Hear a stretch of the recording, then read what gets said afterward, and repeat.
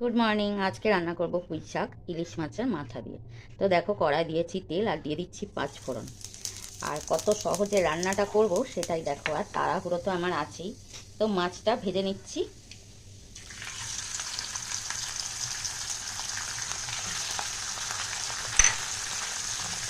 অল্প নুন হলুদ দিয়ে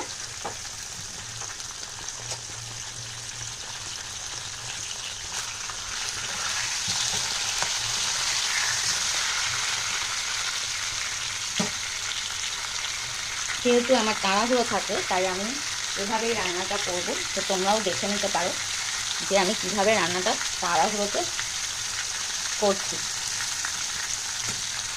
সকালবেলায় পুঁই শাক রান্না করে আর দোকানে যাওয়া বলো তো, তার মধ্যে কালকে একটু রাত হয়ে গেছিলো। আর রাতে তো বোঝা যায় না, শাকটাও অত ভালো না। তো যতটা ভালো ছিল আমি অতটা দেখে নিয়েছি। তো মাথাটা ভেজে নেব।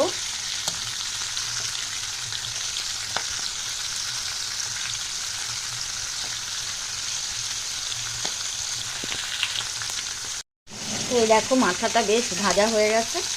এবার আমি দিয়ে দেবো সবজিগুলো, এর মধ্যেই দিয়ে দেব। তো দেখো সবজি কী দিয়েছি, বেগুন আলু আর কুমড়ো। তো এবার আমি একটু নুন দিয়ে দেবো। আর মাছের মাথা ভাজার সময়ও একটু নুন দিয়েছিলাম, তো খুব বেশি দেবো না যেহেতু সবজিটাও কম। এবার আমি ভেজে নেব।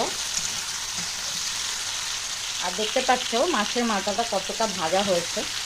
আমি কিন্তু কাঁচা রান্না করি না, ভেজে নিয়ে ভালো করে তবে রান্নাটা করব। তো এবার সবজিগুলো ভাজা হয়ে যাবে। হ্যাঁ, এর মধ্যে কিন্তু কোনো পেঁয়াজ রসুন দেবো না। ইলিশ মাছে আমরা পেঁয়াজ রসুন দিই না। তো আমি দিয়ে দিচ্ছি একটু হলুদ।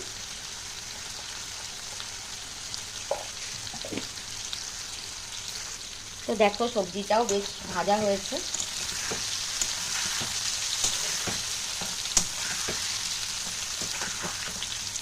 তো এবার দিয়ে দেবো কিছু গুঁড়ো মশলা। এই দেখো, অল্প লঙ্কার গুঁড়ো, ধনে গুঁড়ো আর জিরে গুঁড়ো। তো এটা আমি দিয়ে দিলাম। এর মধ্যে কিন্তু আর কোনো বাটা মশলা আমি দেবো না, আদা রসুন পেঁয়াজ কিছুই দেবো না। তো এটা হালকা করে নাড়িয়ে এবার দিয়ে দেবো এই শাকগুলো। শাকটা দেখো খুবই কম। তো রাত্রিবেলা শাকটা বুঝতে পারিনি, ও বাজে দিয়ে দিয়েছে। তো সব বাদ দিয়ে যা পেয়েছি এটুকু নিয়েছি। তো এবার এটা ভালো করে নাড়িয়ে দেবো। একটু আস্তে আস্তে, কড়াটাও ছোটো হয়ে গেছে।